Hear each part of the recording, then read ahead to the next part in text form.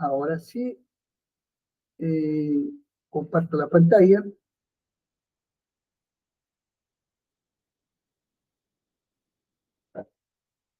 Ahora sí, muy bien. Entonces, empezamos con el estudio de escatología, la doctrina de los últimos tiempos. Bien, nosotros tenemos que entender conceptos, qué es escatología, de qué se trata, etcétera. Entonces, la escatología es el estudio de las cosas finales, o sea, la escatología tiene que ver con los últimos tiempos y las últimas cosas que van a suceder. Con respecto a estas cosas, hay dos extremos que debemos tener en cuenta. Lamentablemente siempre habrá extremos en lo que se refiere a la palabra de Dios.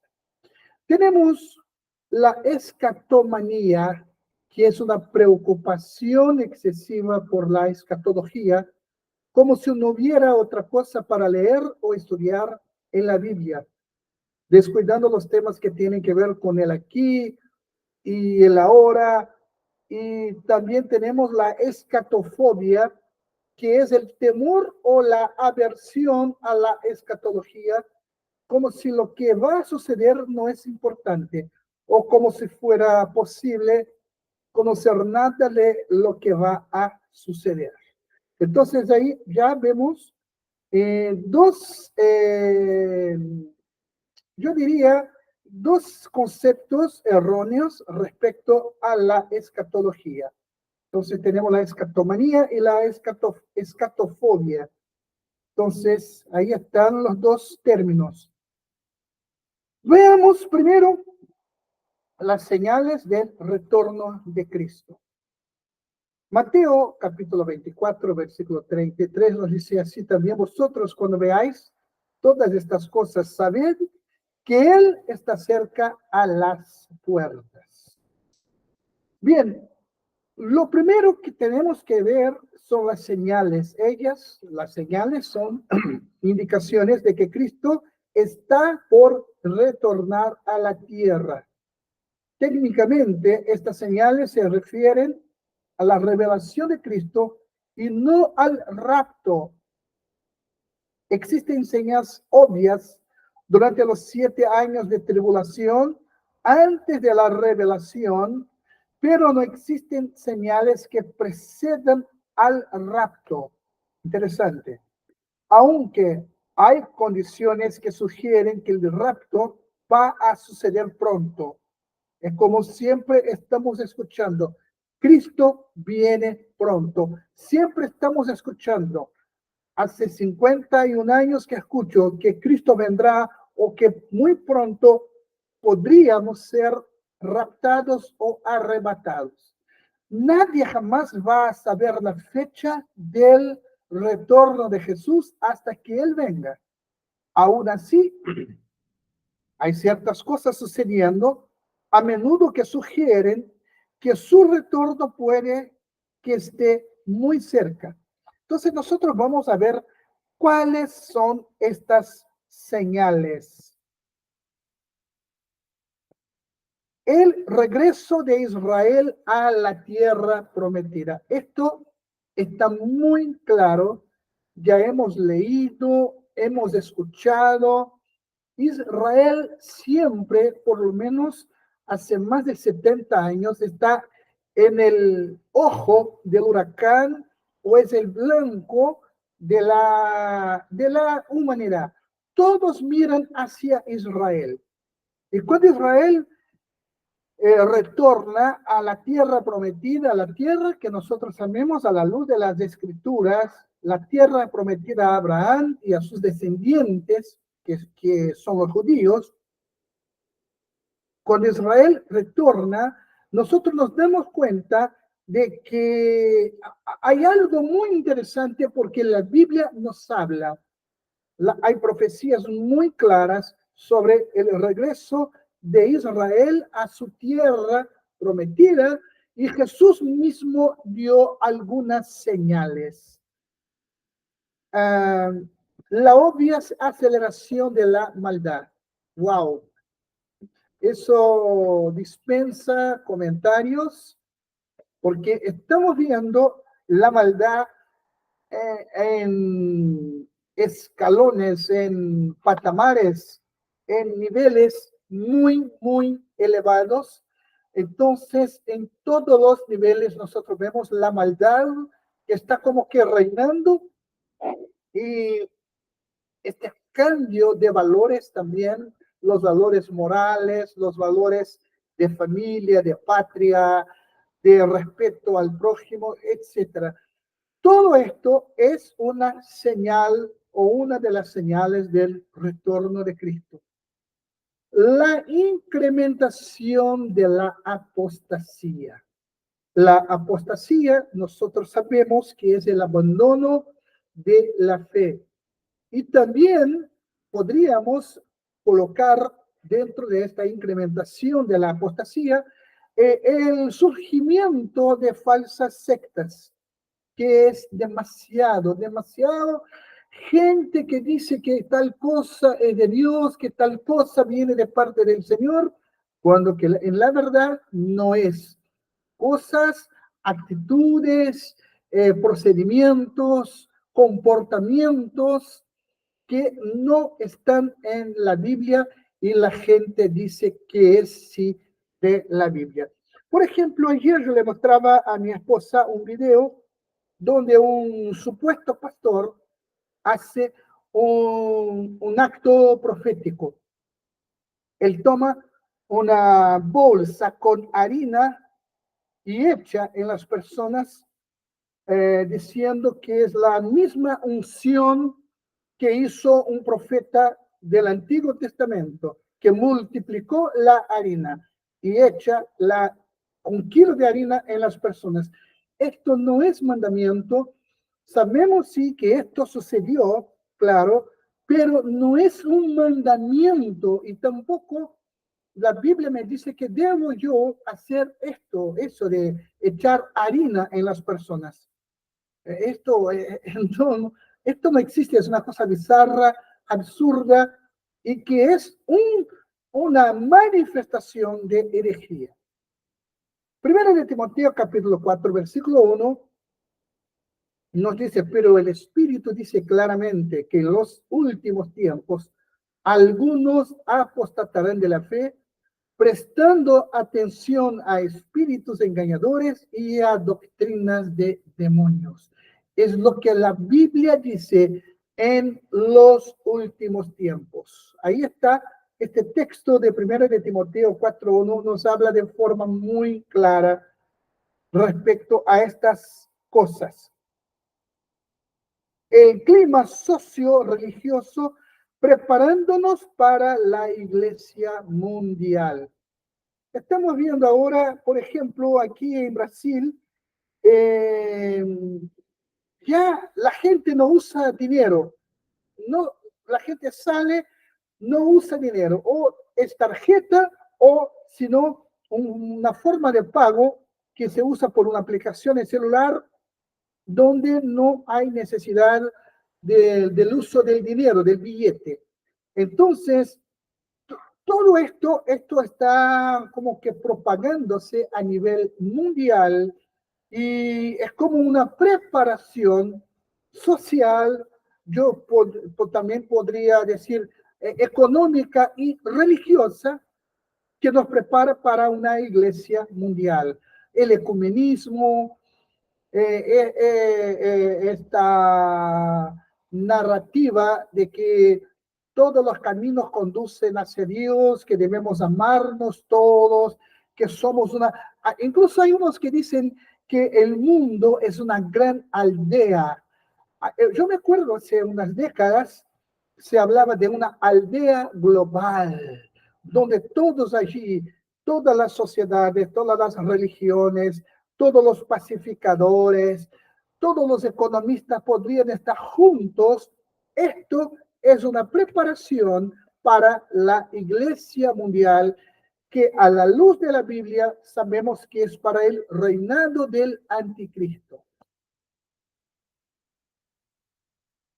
la aniquilación atómica nuclear.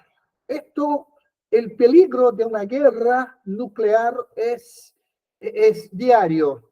Nosotros estamos como que caminando entre, o pisando entre, pisando huevos, porque la verdad, la amenaza es constante. Las guerras que están ahí, la guerra que se está llevando a cabo en Europa entre Rusia y Ucrania, nos habla muy bien del peligro de una aniquilación atómica nuclear, explosión de la población. Hay países como la India que tienen más de 1.000 millones de personas. China tiene más de 5.000 millones de habitantes. La polución o la contaminación que requiere que el retorno de Cristo se dé antes que los eventos sigan su curso natural y terminen con el mundo. Porque todo esto que estamos viendo, si hay una explosión de la población mundial, va a faltar comida, va a faltar vivienda, va a faltar ropa, trabajo. Imagínense el peligro de una guerra nuclear, la contaminación del medio ambiente, el mundo se volverá insostenible. Entonces, observen que todo esto son señales para el retorno de Cristo. Pablo listó ciertas condiciones, las cuales, aunque verdaderas en cada época, parece que son más prevalentes hoy día. Veamos 2 de Timoteo 3, de 1 a 5.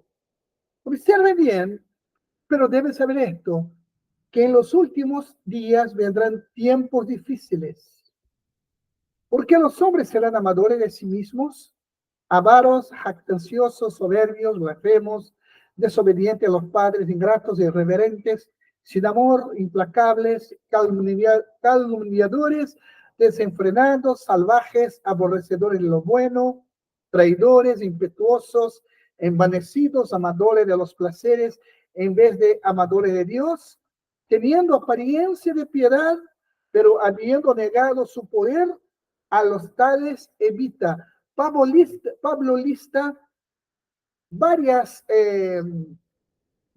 adjetivos de hombres que demuestran que realmente estamos viviendo en los tiempos finales. Es como si esto que acabamos de leer, como si fuera el diario de hoy día, la portada de un diario de lunes 1 de julio de 2024. Es lo que está sucediendo. Hombres avaros, jactanciosos, soberbios, blasfemos, desobedientes. Todo esto sucede tal cual la Biblia nos habló hace más de 1900 años. Vamos a ver la dispensación y pactos. Efesios 3:2 dice, si en verdad habéis oído de la dispensación de la gracia de Dios que me fue dada para vosotros, entonces se debe conocer la relación entre una dispensación y un pacto para comprender el plan de Dios y su objetivo por medio de todas las edades.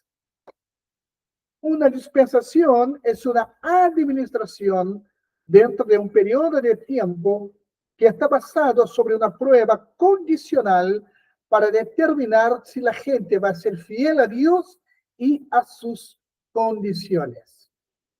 Un pacto es un acuerdo eterno hecho por Dios con la humanidad, revelando lo que Dios va a hacer para la gente individual o colectivamente. Entonces tenemos que entender dispensación, que es una dispensación, y un pacto. Dios hizo pactos con la raza humana en toda la historia que específicamente se relaciona a una de las 7 dispensaciones. Cada pacto revela principios por los cuales Dios va a relacionarse con la humanidad. El hombre puede escoger seguir o rechazar el pacto o principio de Dios y lo hará de alguna forma en cada dispensación. Cuando él viola el pacto, el hombre sufre las consecuencias en la forma de un juicio, trayendo esa dispensación a un final abrupto. Mientras que los cristianos reconocen al menos dos dispensaciones, la ley y la gracia, hay 7 mayores dispensaciones y sus pactos. El primer pacto, la inocencia, el pacto del Edén, ahí está, este versículo es muy claro, fue el pacto, es la dispensación de Génesis 1:28, y los bendijo Dios y les dijo, sed fecundos y multiplicados y llenad la tierra y sojuzgadla, ejerced dominio sobre los peces del mar, sobre las aves del cielo y sobre todo ser viviente que se mueve sobre la tierra. La primera dispensación, la inocencia, fue gobernada por el pacto edénico, es decir, en el Edén. Fue el primer pacto, o mejor, la primera dispensación, la inocencia, el pacto es conocido como pacto edénico. Bajo este pacto, Adán tenía 6 obligaciones. Ahí están ellas: fructificar la tierra con niños, ¿cierto? O llenar la tierra, el de usar la naturaleza para sus necesidades físicas, incluyendo comida y albergue, el de tener dominio sobre toda vida animal, ahí están los versículos, el de comer frutas y vegetales, el trabajar por un sostén, el de obedecer a Dios al abstenerse de comer el fruto prohibido. Esa fue la falla de Adán bajo este estado de inocencia, lo que lo llevó a una condición caracterizada por el pecado. El Señor había hecho un pacto, pero Adán falló y rompió dicho pacto. Ahí viene el siguiente pacto, se llama la conciencia, el pacto adámico. Y pondré enemistad entre tú y la mujer, entre tu simiente y su simiente. Él te herirá en la cabeza y tú lo herirás en el calcañar o talón. La dispensación de la conciencia fue basada sobre la limitada experiencia de Adán con el bien y el mal. Él debió haber recordado los resultados positivos de la obediencia y las desastrosas consecuencias de la desobediencia. El pacto adámico fue introducido al principio de este periodo. Bajo el pacto, la primera cosa, la serpiente fue maldecida. Dios prometió redención por medio de la simiente de la mujer. La mujer experimentó dolor y tristeza en sus partos. La tierra fue maldecida. Tristeza, dolor y muerte física se volvieron parte de la experiencia de la vida y el trabajo se volvió muy pesado. El hombre falló en este pacto. La degeneración llegó al punto en que la gente hacía el mal continuamente. Génesis 6:5, hasta que Dios los juzgó con el diluvio. Entonces, tras el diluvio viene otro pacto que es el gobierno humano, el pacto de Noé. Génesis 9:12, y dijo Dios, esta es la señal del pacto que hago entre yo y vosotros y todo el ser viviente que está con vosotros por todas las generaciones. Este pacto envolvió la dispensación del gobierno humano. El hombre era responsable de gobernar el mundo por Dios.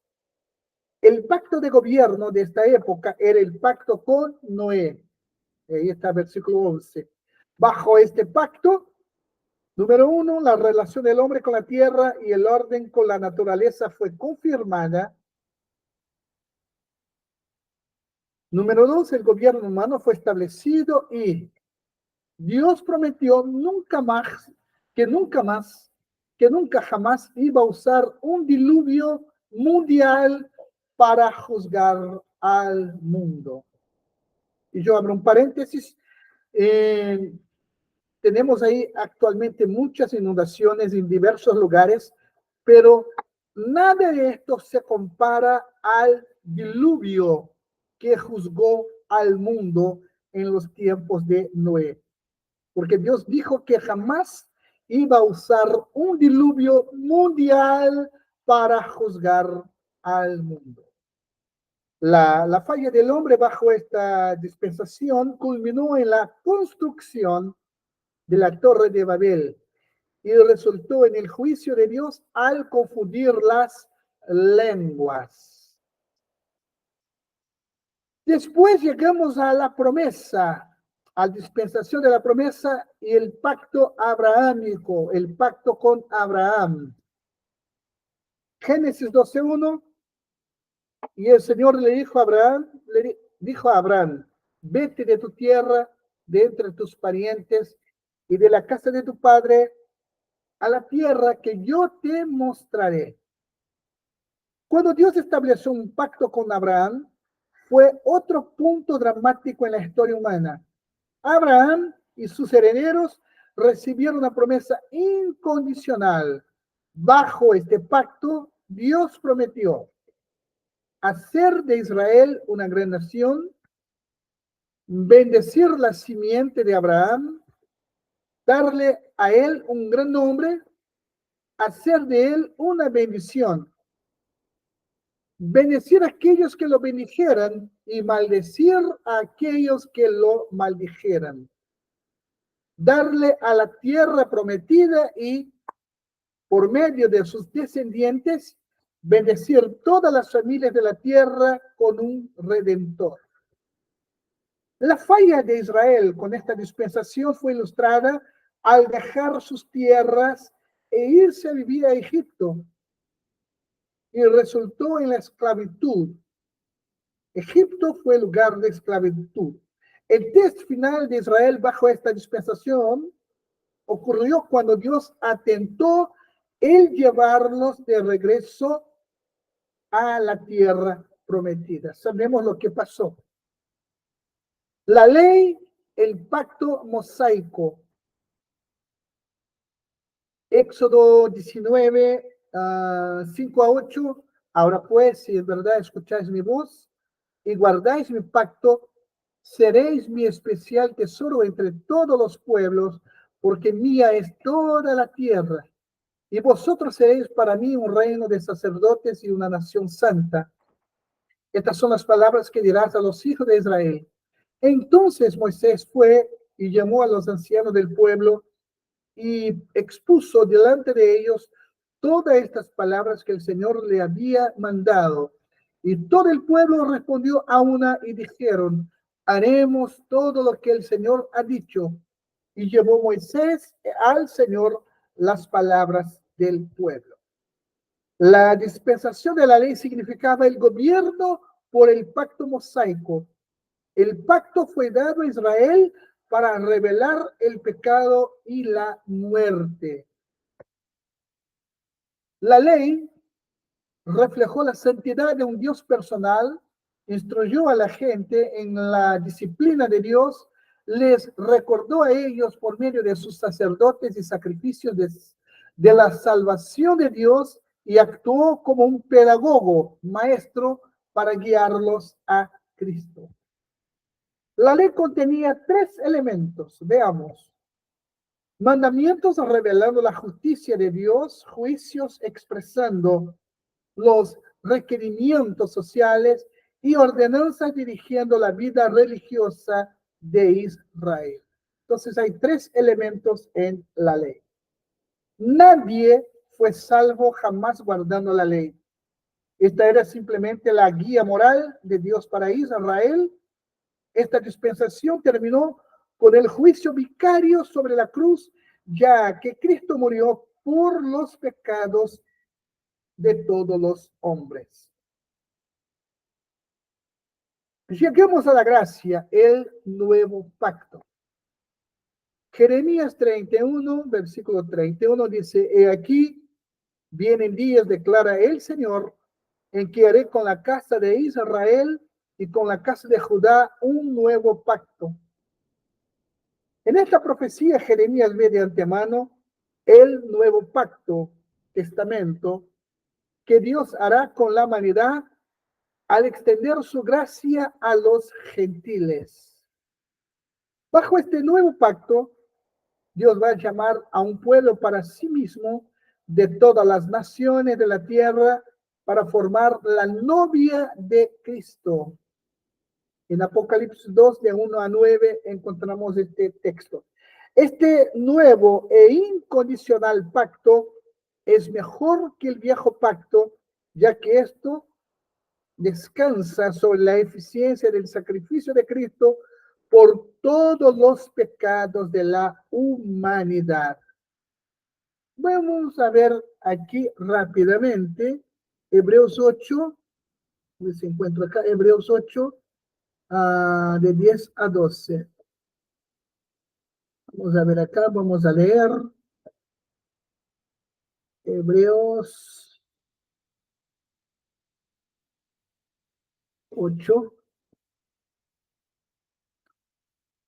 Dice, por lo cual, este es el pacto que ordené a la casa de Israel. Después de aquellos días, dice el Señor, daré mis leyes en el alma de ellos y sobre el corazón de ellos las escribiré y seré a ellos por Dios y ellos me serán a mí por pueblo. Y ninguno enseñará a su prójimo, ni ninguno a su hermano diciendo, conoce al Señor, porque todos me conocerán, desde el menor de ellos hasta el mayor, porque seré propicio a sus injusticias y de sus pecados y de sus iniquidades no me acordaré jamás. Entonces, este nuevo pacto es mejor que el viejo pacto o el antiguo pacto, ya que esto descansa sobre la eficacia del sacrificio de Cristo por los pecados de la humanidad. Continuando, Lucas 22, de 17 a 20, dice, y habiendo tomado una copa, después de haber dado gracias, dijo, tomad esto y repartidlo entre vosotros, porque os digo que de ahora en adelante no beberé del fruto de la vid hasta que venga el reino de Dios. Y habiendo tomado pan, después de haber dado gracias, lo partió y les dio, diciendo, este es mi cuerpo, que por vosotros es dado. Haced esto en memoria de mí.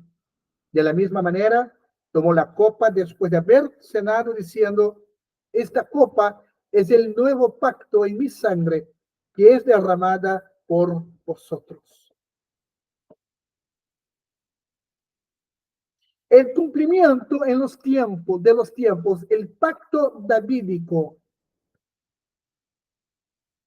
Efesios 1:10 dice, con miras a una buena administración en el cumplimiento de los tiempos, es decir, de reunir todas las cosas en Cristo, tanto las que están en los cielos como las que están en la tierra. La dispensación del cumplimiento de los tiempos se refiere al futuro reino milenial donde el hijo de David va a reinar. En esa época, Cristo va a tomar control del reino y va a poner un final a la anarquía y el mal gobierno. Todo lo que estamos viendo ahora sucediendo, que ya hemos hablado antes, Cristo viene para tomar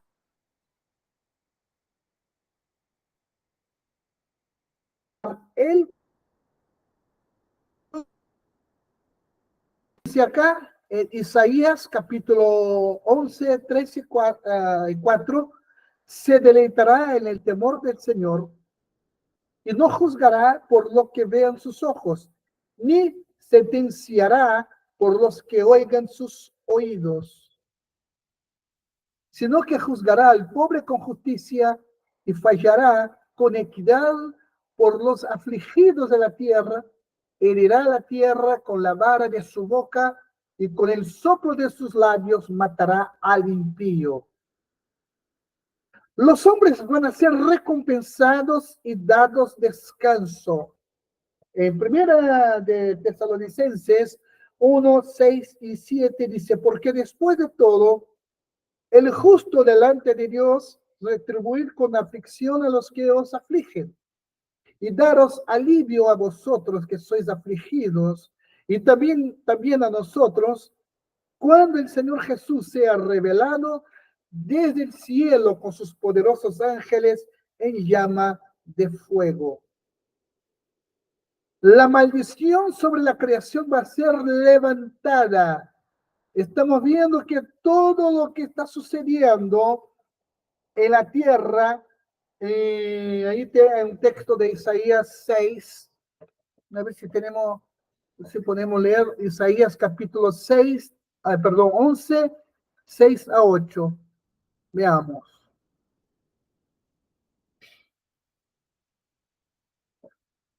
Aquí, rápidamente, 11, 6 a 8. Dice, morará el lobo con el cordero y el tigre con el cabrito se acostará. El becerro y el león y la bestia doméstica andarán juntos y un niño los pastoreará. La vaca y la osa pasearán, sus crías se echarán juntas y el león como el buey comerá paja. Y el niño de tetas se entretendrá sobre la cueva del áspid, y el recién destetado extenderá su mano sobre la caverna del basilisco. Entonces, es una profecía muy interesante que habla del estado de la tierra bajo el reino de Cristo. En Romanos 8:19 dice, porque el anhelo profundo de la creación es aguardar ansiosamente la revelación de los hijos de Dios. Cuando Cristo venga, los muertos que resucitarán, la iglesia arrebatada, todos ellos, cuando reine con Cristo, esto va a traer a la naturaleza un cambio profundo, porque ya no veremos las maldiciones que vemos ahora, porque según lo que acabamos de leer en Isaías 11, de 6 a 8, habrá un cambio radical. Imagínense animales depredadores ahí junto con sus presas. Esto es ilógico en este tiempo, pero en el reino de Cristo esto será posible. Todo Israel va a ser salvo. Romanos 11:26 dice, y así todo Israel será salvo, tal como está escrito, el libertador vendrá de Sión, apartará la impiedad de Jacob. Su ceguez va a ser curada. Segundo de Corintios 3:14 dice, pero el entendimiento de ellos se endureció, porque hasta el día de hoy, en la lectura del antiguo pacto, el mismo velo permanece sin alzarse, pues solo en Cristo es quitado. Ella va a ser restaurada a la tierra.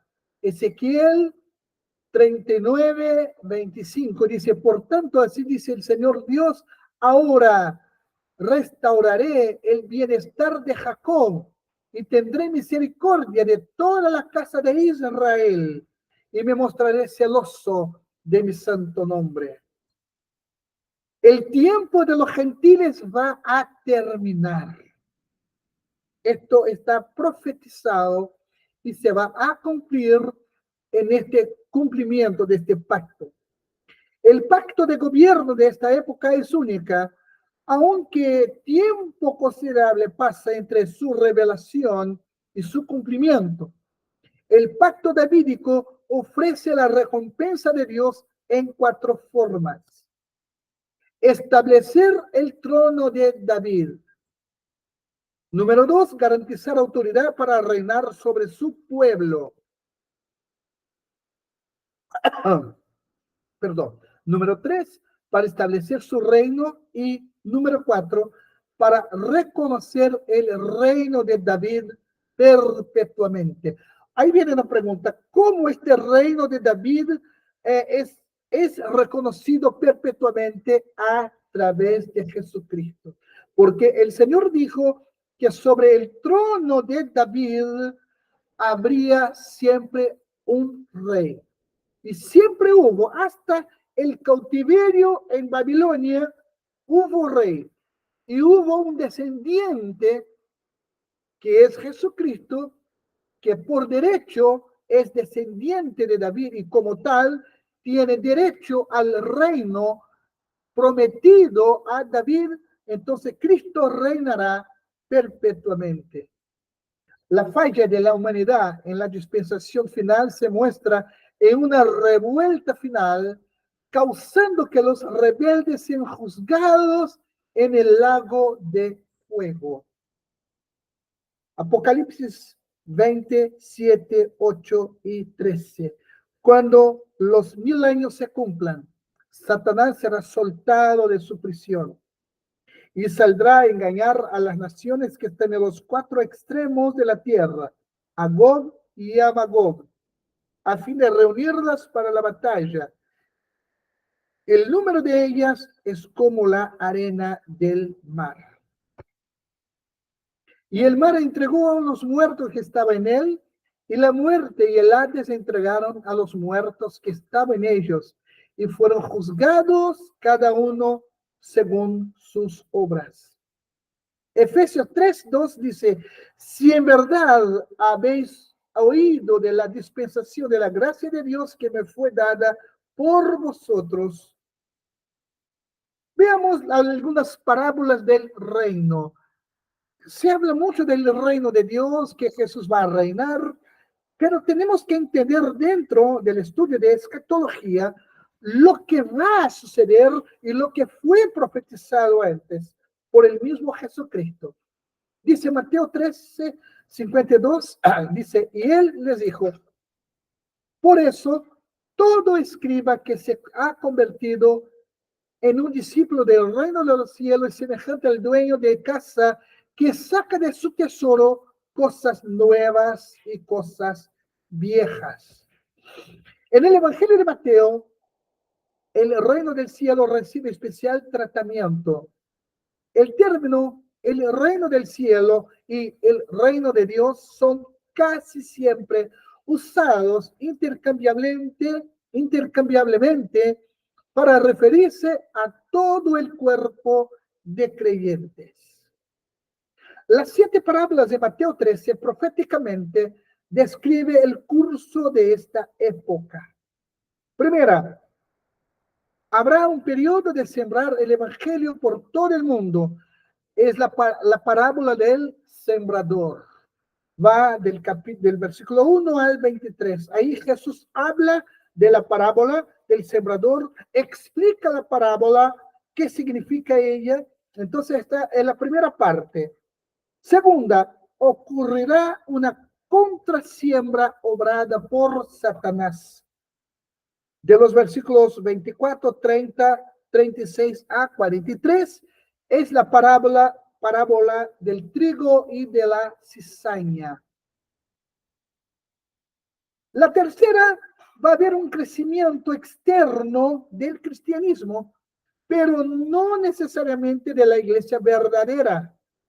Esta va a crecer de principios insignificantes para exceder una influencia, o mejor, para ejercer, diría yo, una influencia mundial. Los versículos 31 y 32 del capítulo 13 de Mateo, encontramos esto en la parábola de la semilla de mostaza.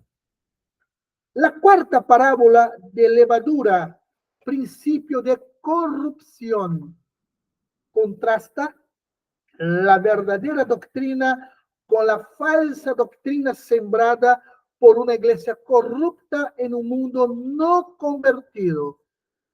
Esto habla muy claro, entendemos con mucha claridad en estos versículos de 33 a 35 de Mateo, que se trata de esta iglesia corrompida, que por más de 1000 años está está haciendo el mundo más corrupto. Se trata de la iglesia romana. Lamentablemente es, porque tiene falsa doctrina, herejías, idolatría, inmoralidad, y disfrazada de una iglesia bonita, religiosa, etcétera, etcétera, etcétera.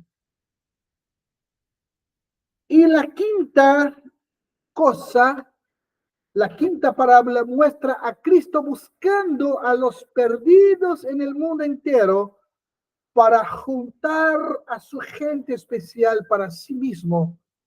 Es la parábola del tesoro escondido. Es muy interesante leer estas parábolas, que ellas nos dan un entendimiento, no son palabras sueltas, cada una de ellas tiene un significado muy especial y tenemos que entender así. La sexta parábola de la perla perdida representa a Cristo buscando a la iglesia, los versículos 45 a 46. La séptima parábola nos dice de cómo Dios va a terminar la era con el juicio. Es la parábola de la red. Imagínense, algunos creen que las 7 parábolas, como las 7 iglesias que están en Apocalipsis 2 y 3, sugieren un desarrollo del evangelio en esta época. Observe bien cómo suceden las cosas. Es bueno leer estas parábolas y quizás hacer un paralelo o trazar un paralelo con Apocalipsis 2 y 3, que ahí también nos muestran como un rayo X de las iglesias de aquel entonces, y podemos incluso compararlas con las iglesias de la actualidad. Entonces creo que aquí terminamos esta parte de nuestra clase y volvemos a vernos. Entonces, fíjense que esto es solamente una introducción. Estamos solamente comenzando con este estudio de escatología. Hablamos de algunas cositas y ahora yo le paso a usted, Pastor Abraham, si usted tiene alguna pregunta.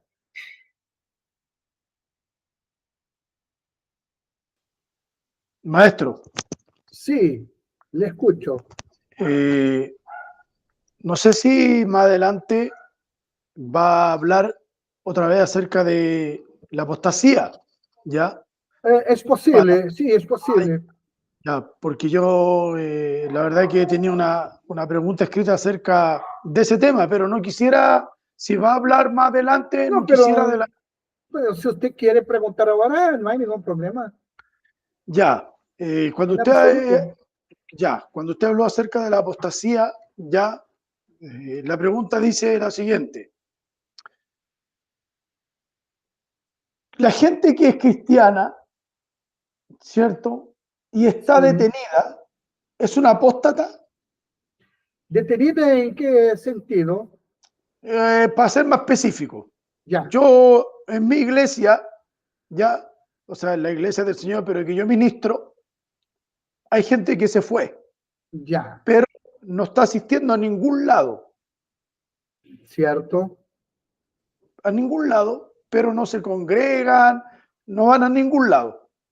¿Ya? Ya. Ahora, está claro que obra de cristianos no están haciendo. Absolutamente. ¿Ya? Entonces, ese es un apóstata. Es posible, pastor, porque mire, yo concuerdo con usted en esta pregunta. Disculpe acá. Pero mire, porque el salvo, el que nació de nuevo, la Biblia es muy clara que aquel que está en Cristo es una nueva criatura. Punto. Jesús dijo que deberíamos producir frutos dignos de Ok, arrepentimiento. excelente. Fíjese, entonces, el segundo punto, el tercer punto, el salvo se congrega. Ok, Él tiene placer ok, en estar en comunión. Entonces, por ejemplo, yo salgo de Brasil, por algún motivo salgo de aquí, no voy a tener que caminar 15 metros para ir a mi iglesia, que está muy frente aquí a mi casa, pero digamos, y voy a San Francisco de Mostazal a vivir o a pasar una temporada, que dice ok, yo, ¿qué debo hacer yo? Buscar a un lugar donde congregarme. Así de fácil, pastor. ok, ok. Es así de fácil. Si yo no lo hago, de repente, usted, un ejemplo, voy a dar un ejemplo. Ahí usted sabe que soy un pastor, que salí del Río de Janeiro, estoy en su ciudad y no me congrego. Y de repente usted no me ve congregándome en ningún lado. ¿Qué va a decir o pensar usted a mi respecto? Este hombre es un apóstata. Otro ejemplo que doy de la pandemia. Gente que durante la pandemia, el 2020, claro, las iglesias quedaron cerradas y mucha gente desapareció. No que haya muerto o que están con secuelas del COVID, absolutamente, simplemente no se congregan. Esto se vive aquí en Río de Janeiro. Hay personas que viven en el mismo barrio que yo, que antes se congregaban en la iglesia y no se congregan más. Y de vez en cuando yo las veo en fiestas, en bailes, tomando alcohol. Esas personas, de verdad no estoy juzgando, pero desde la perspectiva humana, Ok, me lleva a entender que esas personas no tuvieron la experiencia del nuevo nacido. ok, ok, ¿Entiendes? porque yo pienso igual como usted lo que está diciendo. ¿Ah? Si una persona aceptó a Cristo, ¿cierto? Hablemos más allá, ¿cierto? Se bautizó, Ujú. públicamente declaró que se renunciaba al pecado y a todo, y, y no se congrega, no va a una iglesia, ¿cierto? Donde se juntan las personas, eh, sencillamente es como yo lo digo siempre, yo, yo soy un fiel creyente que la escritura no enseña acerca de gente que no se congregó más, pero después vuelve a la iglesia. Creo que en la escritura no hay esos No, ejemplos, no hay. no. Sí, lo que hay ejemplos de gente que perseveró, gente que no se rindió, gente que dio la vida hasta el fin. Así es, así es. Porque queda bastante complicado, pastor, porque imagínese que una persona que pasa por la experiencia, eh, por ejemplo, aparentemente esa persona se convirtió, pongo entre Claro, comillas, se claro, convirtió, claro, claro, ¿ya? Pero cantaba, daba diezmo, claro, iba a la iglesia, y de repente esa persona comienza a alejarse, sin dar fruto. claro, Algo no está bien. En el caso, por ejemplo, ¿se acuerda la higuera que Jesús claro, maldijo? Claro, claro, Jesús buscaba un fruto, por lo menos, y no encontró. Encontró una higuera llena de hojas, claro, hojas, claro. hojas, hojas, pura apariencia. Jesús Exacto, no quiere ver hojas, Jesús no quiere ver adornos en nosotros, Jesús quiere exacto, fruto. Así, exacto. así de fácil, pastor. Tiene que haber tiene que haber porque yo creo que el Espíritu Santo cuando está en nosotros, el Espíritu Santo es comunión, es unidad. ¿Ah? Exacto. El Espíritu Santo no quiere estar apartado o como el llanero solitario. No, yo no voy a la iglesia, Absolutamente. estoy en la casa nomás. No. Y una de las cosas que produjo la pandemia, ¿cierto? Que en cierta manera creo que para mí por lo menos no es tan bueno el tema de las redes sociales, que hoy día usted ande, prende el celular y Facebook, están hablando, Exacto. predicando, hablando de Dios y todo. Entonces, Exacto. ¿qué ha hecho la gente? No, no me congrego, sino que lo veo por Facebook. Está mal, eso está mal. Porque Exacto, la gente quiere vivir de puro, ¿cómo se dice? El mundo digital. claro, claro, ¿Cómo se llama? La realidad virtual. No es así. claro, Por claro, ejemplo, estamos aquí comunicándonos. Usted me ve, yo le veo, hablamos, yo le oigo, usted me escucha, pero no es lo mismo que ok, yo esté presente. Esto es un arreglo para que incluso podamos aprender, podamos enseñar, ok, etcétera. Pero sí, no significa que ahora, por ejemplo, podríamos aquí orar, etcétera, etcétera, pero no es lo mismo que la comunión. Y es inadmisible, a mi modo de ver, inadmisible que una persona, si yo estoy a 15 metros de su casa, 200 metros, 1 kilómetro, 10 kilómetros de claro, la iglesia y no tengo comunión, algo no está bien conmigo. ok, sí, perfecto. Excelente, maestro. ¿Alguna pregunta más, pastor? No, no tengo nada Oh, más que preguntar. ok, entonces voy a aquí